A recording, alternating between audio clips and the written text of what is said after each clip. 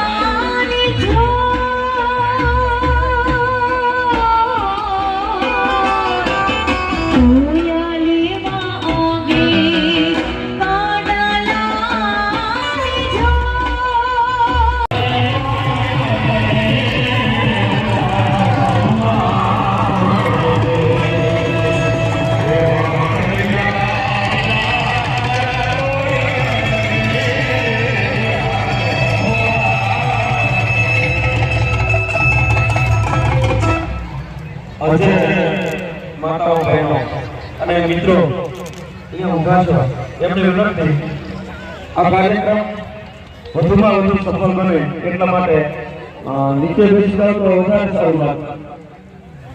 બેસી જાવ ને આ બધાને અમે વિનંતી કરીએ છીએ, નીચે બેસી જાવ.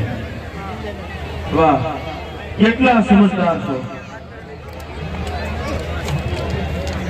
વાહ બોલું વાંકાનેર. સ્ટેજ ઉપર ઉપરેલા આ જે મિત્રો છે એમને નમ્ર વિનંતી હું કરું કે આ નીચે જે બેસી ગયા ને એમના માટે તાળીથી વધાવો, તાળીથી વધાવો. વાહ, કેટલા સમજદાર. વાહ વાહ.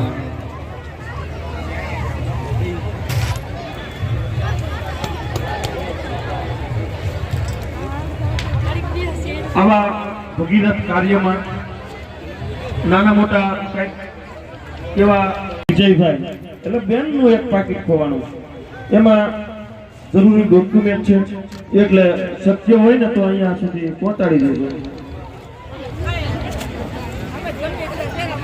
અને આવી ખોવાયેલી વસ્તુ જે અહીંયા પહોંચાડશે ને, આજના શિવાજી ગ્રુપ અને આપણા વિક્રમભાઈ હસ્તક સમાજને એકત્રિત કરવાના ભગીરથ કાર્ય એટલે કે સમૂહ લગ્ન ઉત્સવમાં આજે ઉપસ્થિત મંચસ્થ બિરાજમાન તમામ મહાનુભાવો, અમારા મોટી સંખ્યામાં તમામ ભાઈઓ બહેનો વડીલો સૌને હું આવકારું છું. મિત્રો, સમાજને એકત્રિત કરવાના જે અનેક પ્રકારના કાર્યક્રમો હોય છે, એમાં ખૂબ મહત્વનો કાર્યક્રમ એટલે કે આ સમૂહ લગ્ન.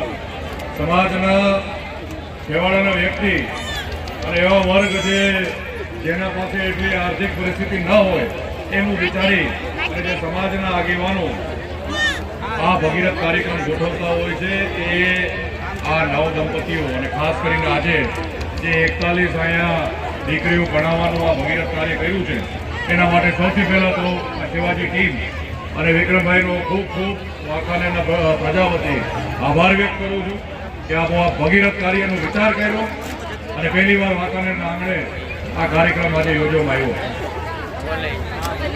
દીકરીઓ જ્યારે આજે અહીંયા લગ્નના મંડપમાંથી જ્યારે એમાં નવા જીવનના પગલાં ભરી રહ્યા હોય ત્યારે આપને સૌથી વધારે ખબર છે કે સમાજ આપના માટે જે આજે કાર્ય કરી રહ્યું છે, આગેવાનો આપના માટે જે કાર્ય કરી રહ્યું છે એ કેટલા અગત્ય છે. બધાની પરિસ્થિતિ બહુ મોટા લગ્ન કરવાની નથી હોતી. એવા સમયમાં અને આવી કઠિન પરિસ્થિતિઓમાંથી જ્યારે નીકળીને આપણે સમાજે આપણો હાથ આપી ચાલ્યું હોય ત્યારે મારી નમ્ર વિનંતી આ 41 નવદંપતીઓને છે કે આજે સમાજે આપના આશીર્વાદ દઈ અને નવા પગલાં ભરવાની જે તક આપી છે એને કોઈ દિવસ ભૂલતા નહીં. ભવિષ્યમાં આગળ વધો, વિકાસ કરો, પ્રગતિ કરો, વિસ્તારનું નામનું કુળનું નામ રોશન જ્યારે કરતા હો ત્યારે આ રોલ કોઈ ભૂલતા નહીં. અને જ્યાં પણ પહોંચો, જે પણ પરિસ્થિતિમાં માતાજીના દયાથી તમે આગળ વધો, આવતીકાલના ભવિષ્યની પેઢી માટે જેવી રીતના અત્યારના નેતૃત્વએ આપણું હાથ ચાલી અને આપણા માટે આ ભગીરથ કાર્ય ગોઠવું છે. ભવિષ્યના કાર્યક્રમો જ્યારે થાય 10 વર્ષ, 15 વર્ષ, 20 વર્ષ પછી ત્યારે આપણી પણ જવાબદારી બને કે આપણે જ્યાં પણ બેઠા હોય ભવિષ્યના કાર્યક્રમમાં પણ આપણે જોડાઈ અને ફૂલ નહીં તો ફૂલની પાકડી જે આજે સમાજે આપણો હાથ ચાલ્યો છે ભવિષ્યમાં સમાજના ભગીરથ કાર્યમાં પણ આપણે પણ જોડાય. આટલી જ વાતો કરીશ. અહીંયાથી જે નવા દંપતીઓ ફેરાના મંડપમાંથી ઊભા થઈને ઉપસ્થિત થયા છે અહીંયા અને નવા એમના જીવનના પગલાં ભરવાની તરફ જઈ રહ્યા છે, એમને માતાજી ભગવાન શ્રી રામ ખૂબ આશીર્વાદ દઈ અને આગળ એમના વિસ્તારનો કુળનું નામ રોશન કરે. એટલી જ આશા સાથે મારી વાતને વિરામ મૂકું છું. આપ સૌએ મને અહીંયા આ કાર્યક્રમમાં ઉપસ્થિત રહેવાના એક સદભાગ્ય આપ્યો એનો આભાર વ્યક્ત કરું છું. વાંકાનેર વિસ્તારના અંદર એક રાજવી પરિવાર કે એક રાજ્યસભાના સંસદ તરીકે નહીં પણ એક સમાજના દીકરા તરીકે બધા કાર્યક્રમોમાં વાંકાનેરમાં મને હાજર રહેવાનો જ્યારે મોકો મળે છે ત્યારે મારા માટે એનાથી વધારે ગર્વની વાત કોઈ નથી હોતી. એટલે આપ સૌએ જે મને અહીંયા ઉપસ્થિત રહેવાનો તક આપી છે એ બદલ હું આભાર વ્યક્ત કરું છું. અને ફરી એકવાર આ પહેલો પ્રયાસ અને પહેલો ભગીરથ કાર્યક્રમ જે વિક્રમભાઈ ને એમની શિવાજી સેનાની જે ટીમ છે એમને જે ગોઠવો છે એ બદલ વાંકાનેર તરફથી હું આખી ટીમનો આભાર વ્યક્ત કરું છું. જય માતાજી. નિશાની આપી અને પછી લઈ જજો. પાકીટ છે, લેડીઝ પર્સ છે.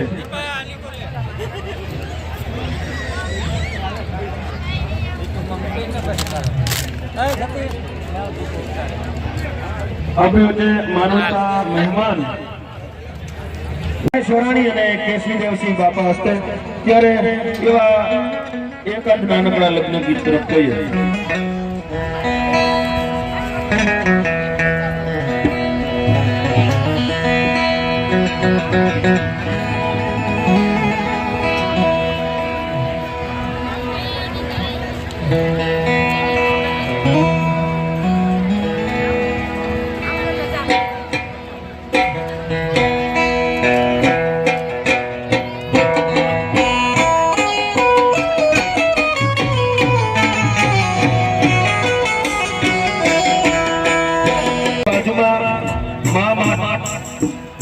ચાંદ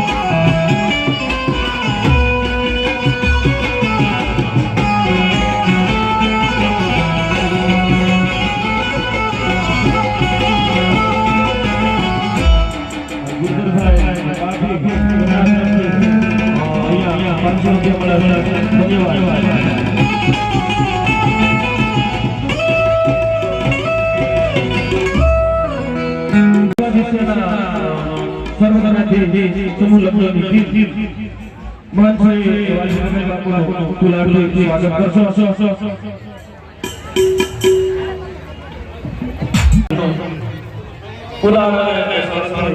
સન્માન થયું છે ભાઈ શ્રી દિલીપભાઈ સાપરા.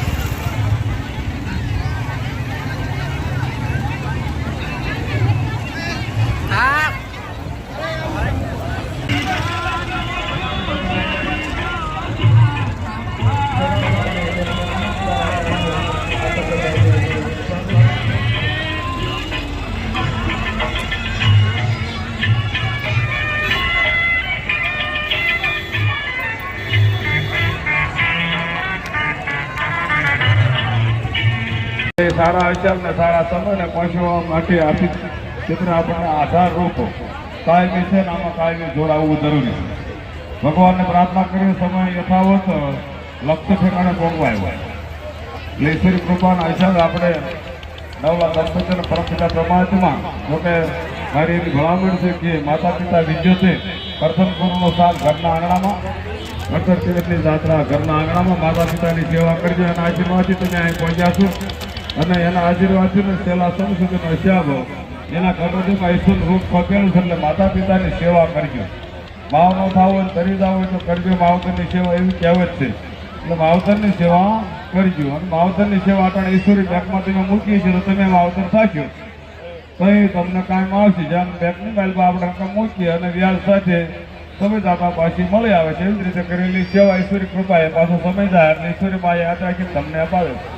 એટલે ખાસ વાત યાદ રાખજો. બીજી બધી આશીર્વાદ આપણે લેવા જોઈએ. સાધુ સંતો જ્ઞાની ધ્યાની પંડિતો પુરાણી બધા આશીર્વાદની દુકાનો લઈને બેઠા બધા ઘર જ છે પણ માતા પિતાને 10% દોષી એમાંથી જો ઘટ હોય તો બીજી કોઈ આશીર્વાદ આપી શકે એવો હોશિયાર ક્યાંય મળતો નથી. કાશી વિશ્વનાથના શરણે છે તો ઘરે જ પાછું આવવાનું નથી. એમ આશીર્વાદનું ઘર માતા પિતાના આશીર્વાદ લેજો. ઈશ્વરી કૃપાના અનુસંધાન આપણે ભગવાનને પ્રાર્થના કરી કે ભગવાન તમને નવલા દંપતીને જે ખરેખર પ્રભુતામાં પગલાં માંડવા જઈ રહ્યા છે અને ભગવાન સમૃદ્ધિ આપે, સુખ આપે, આરોગ્ય પ્રદાન, શરીર સારું રાખે ભગવાનને પ્રાર્થના કરીએ. ત્યાર પછી આ સમલોકના દીપાવવા માટે દાતાઓની જરૂર હોય.